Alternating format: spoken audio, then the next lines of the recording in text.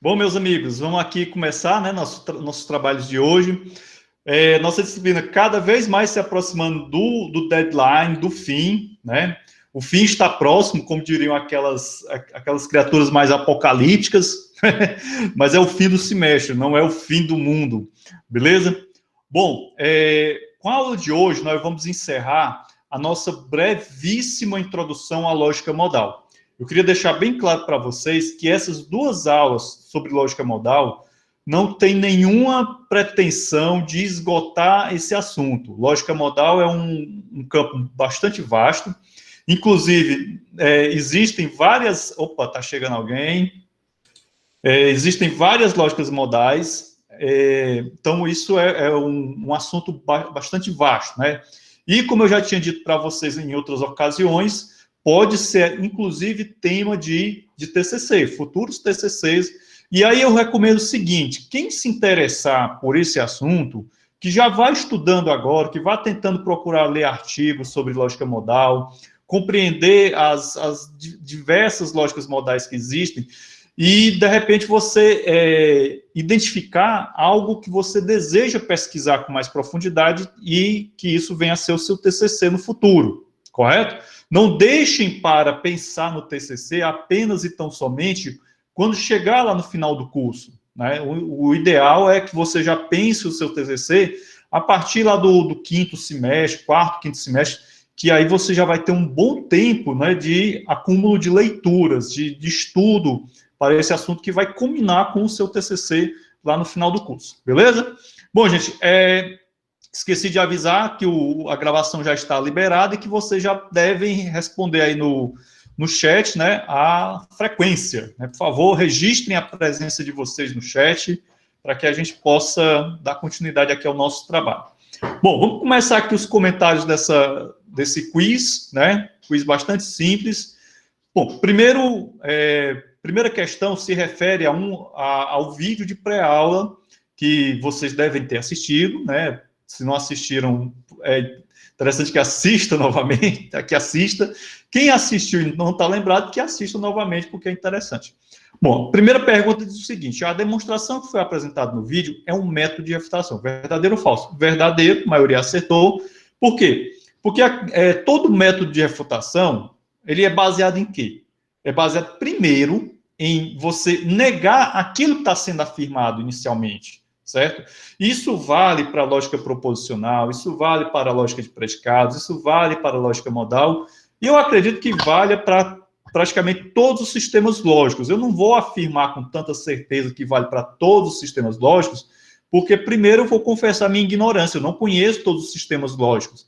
E outra, existem sistemas lógicos que possuem características bastante peculiares, como, por exemplo, tem sistema lógico que o princípio da não contradição, ele não é válido, que o princípio do terceiro excluído não é válido naquele sistema lógico, certo? E isso, num primeiro momento, pode parecer até um tanto estranho para a gente. Pô, a gente passou o semestre inteiro falando que o princípio da não contradição diz que uma proposição ela é verdadeira ou é falsa e nunca será uma terceira alternativa, e aí o professor vem dizer que existem sistemas lógicos que esse princípio não é válido.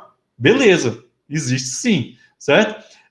Inicialmente é uma coisa meio contra-intuitiva, mas isso fica, vamos dizer assim, para estudos futuros de vocês, beleza? Então, todo método de refutação, só para a gente fechar essa questão, ele é baseado em quê? Baseado na ideia de que você vai refutar, você nega aquilo que você está afirmando, você está procurando provar, e você busca encontrar uma contradição, certo?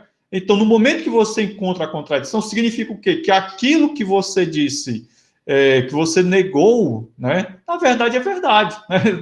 É um pouco confuso, mas é isso aí. Por exemplo, você está tentando provar que um determinado colega seu é uma pessoa que possui determinadas características, né? E aí você nega que ele possui essas características, lá no meio do processo você vai encontrar uma contradição, significa que realmente o seu colega possui determinadas características que você inicialmente queria provar, beleza? Então, o método apresentado lá no vídeo é um método por refutação. Aproveitando o ensejo e já dando um spoiler do nosso segundo tempo, né? No segundo tempo eu vou abordar um outro método, que é um método axiomático, e métodos axiomáticos vocês já devem estar lembrados, que quando a gente trabalhou com eles na lógica proposicional, métodos axiomáticos tendem a ser um pouco mais complexos.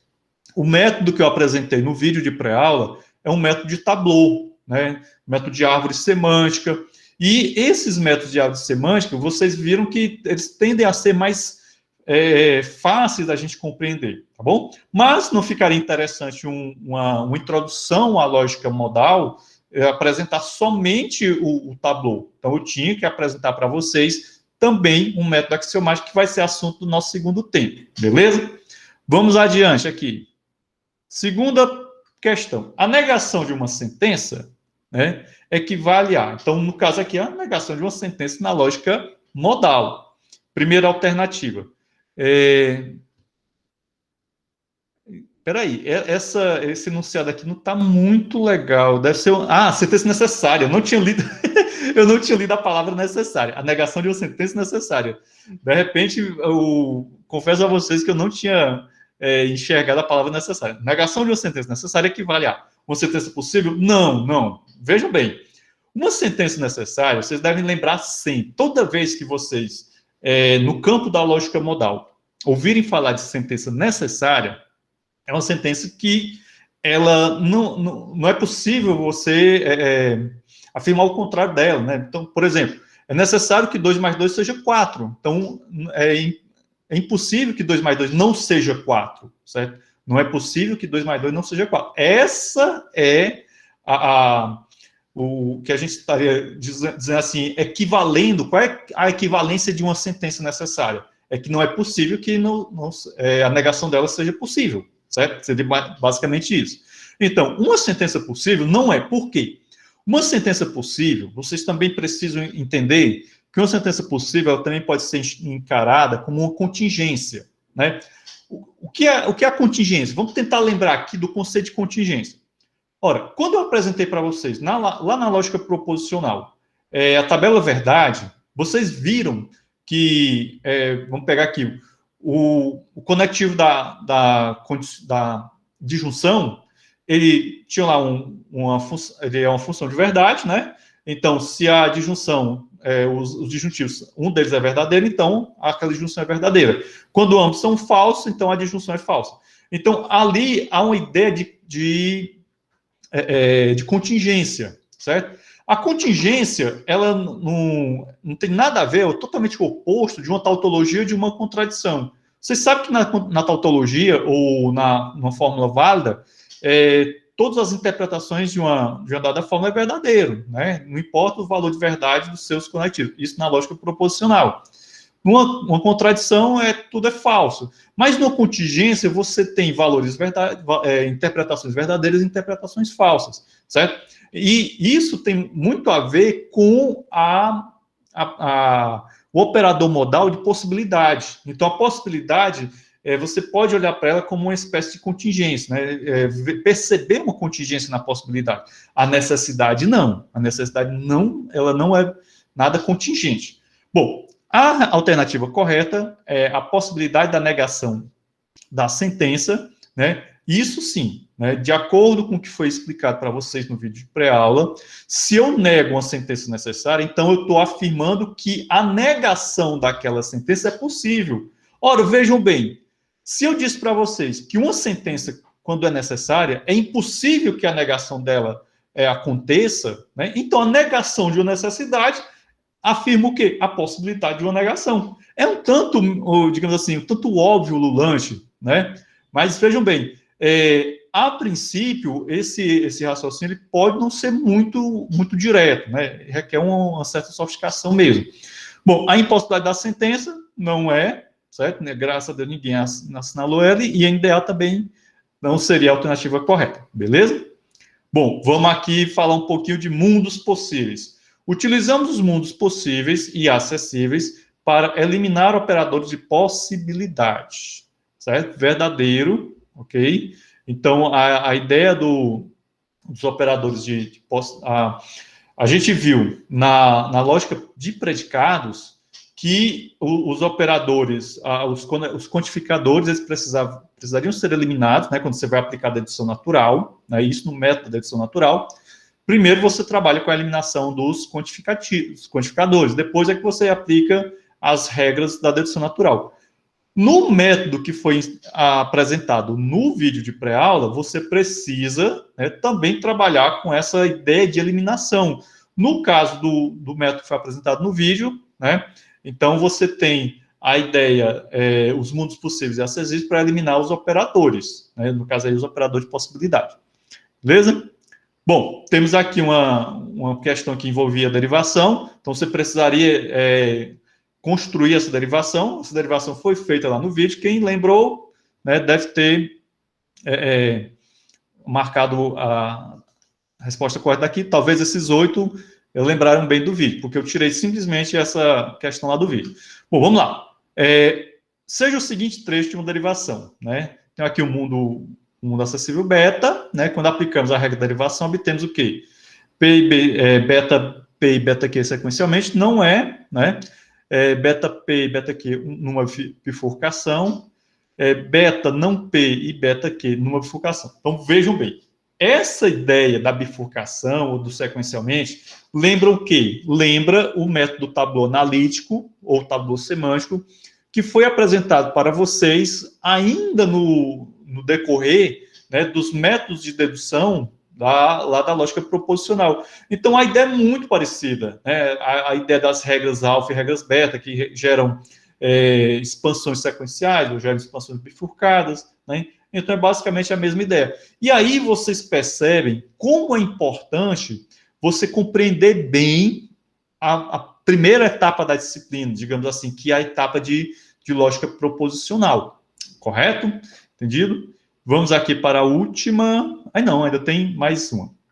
As regras que utilizamos na derivação de fórmula da lógica modal seguintes, exceto negação da necessidade, né, não faz parte das regras que a gente utiliza na derivação das fórmulas da lógica modal, negação da possibilidade também, a regra da necessidade também, só que essas regras vocês viram num contexto do método que foi apresentado na videoaula. O que é que nós vamos ver no segundo tempo? No segundo tempo, nós vamos trabalhar com o sistema axiomático. Então, nós vamos ter apenas 2 regras de inferência, que no caso serão as regras modus ponens, que é velha conhecida de vocês, e a regra da necessidade, que já foi apresentada no vídeo, né? Só que agora a gente vai utilizar a regra da necessidade no contexto de sistema axiomático, certo? E aqui a resposta correta, comutatividade, realmente a regra da comutatividade, que no contexto da lógica proposicional é uma equivalência notável, ela não é utilizada nesse método que foi apresentado lá no vídeo pré-aula. Vocês vão ver no segundo tempo que regras como a comutatividade, elas poderão ser utilizadas no contexto de demonstrações utilizando o sistema axiomático, certo? É um pouco mais complexo do que o método apresentado no vídeo de pré-aula, certo? Mas também interessante, beleza? Bom, podemos aplicar a regra da necessidade independente de haver ou não um mundo possível anteriormente criado. Totalmente falso, né? Então, a ideia de mundos possíveis e acessíveis é uma ideia muito cara na hora que a gente vai trabalhar com a demonstração na lógica modal, certo? Então, um mundo possível, para que eu possa aplicar a regra da necessidade, esse mundo possível, ele tem que ter sido anteriormente criado, né? Então, de acordo com o que foi colocado lá no vídeo de pré-aula, certo? Eu não posso aplicar essa regra. Por quê? Porque se você não criou esse mundo possível, de acordo lá com as regras, né, que foram mostradas, ele não está acessível, é tanto óbvio, né? Vocês têm que lembrar sempre da ideia da acessibilidade. Beleza? Bom, depois eu vou dar uma olhadinha com mais calma nas notas, né? Mais tarde eu já vou atualizar minhas planilhas, beleza? E com relação à atualização de planilhas de notas, na penúltima semana de aula, eu vou disponibilizar para vocês mais uma prévia das notas para vocês já terem uma ideia, né? Isso depois que a terceira avaliação tiver sido feita. Já para vocês terem uma ideia, aliás, antes da terceira avaliação ser feita, para vocês terem uma ideia de possibilidade ou não de ter que fazer NAF, certo? Beleza? Bom, gente, vou interromper aqui a gravação e vamos para aquele nosso intervalinho de 10 minutos, né? São 10h25, às 10h35 nós estaremos de volta. Beleza?